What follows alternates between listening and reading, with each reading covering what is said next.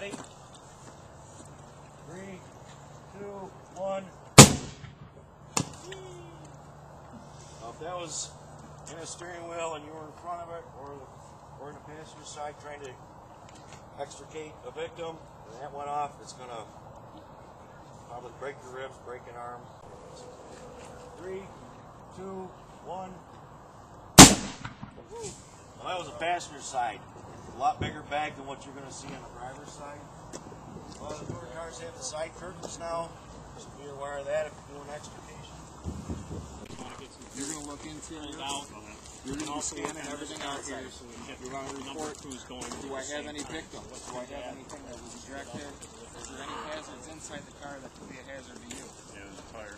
Okay, so you know that if you start cutting or anything, you could hit that, or that could. What do we see on these vehicles? You want to try, to easy access to your patient, move your seat back, it's advisable to take a look at the model year, you can put a sticker on the windshield. Little things like that is going to create a ton of room to get a patient out. Take a look around. You're going to take your roof totally off. I'll tell you.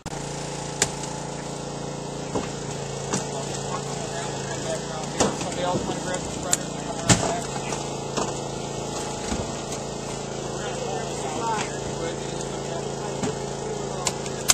On a hose run. First of all, if you've got to carry 4-inch or 5-inch, you put a girth hitcher on it. You can do this with plastic too. If you're carrying 5-inch, you got to loop the webbing, put the girth hitch, lock it in, lift with your back and with your legs in your butt instead of with your back.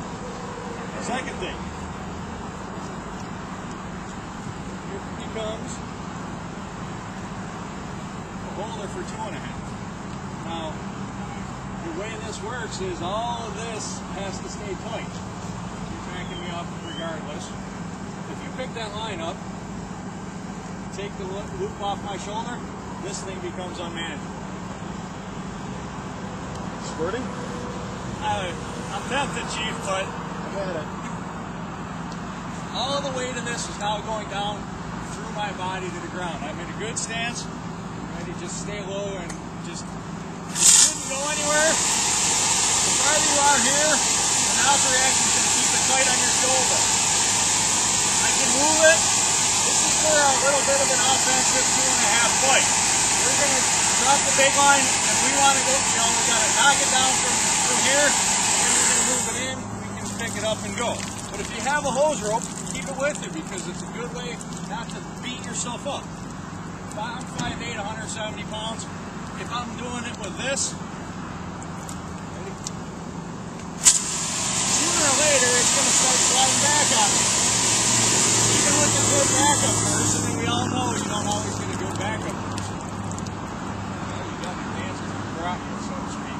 So it's just another tool that is often forgotten in the fire service.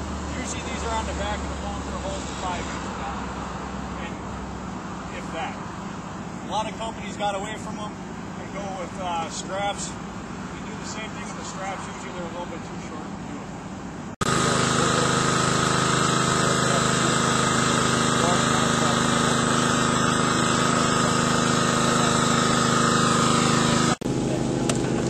I see what you're doing on this side of the seatbelt.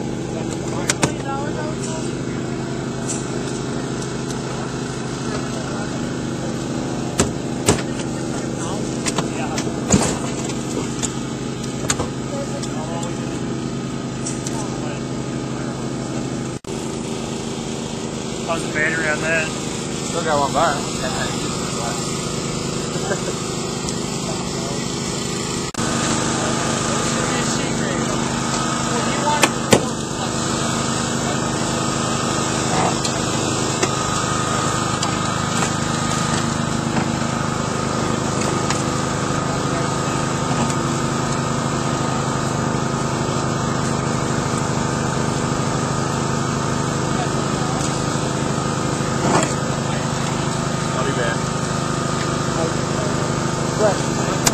Coffee's up on the deck.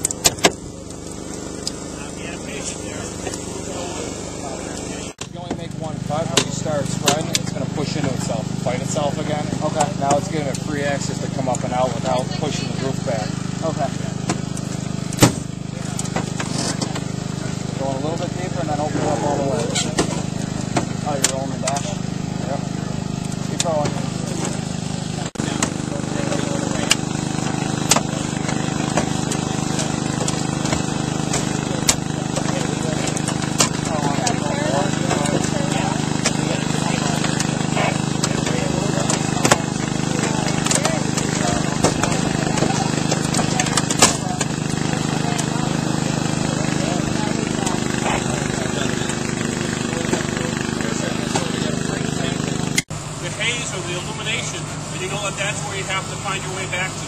So just these little simple tips of knowing and counting off the wall, using the imager. If that boss or whoever has the imager, they might see something and say, direct you to it. Okay. What I do is when I get to a door, if I don't open the closet, a stairwell, you don't know what it is. You don't want to go charge it. You find out it's a stairwell. Don't tumble it down. Sound the floor because it might be a stairwell. It'll tell you if it's going down.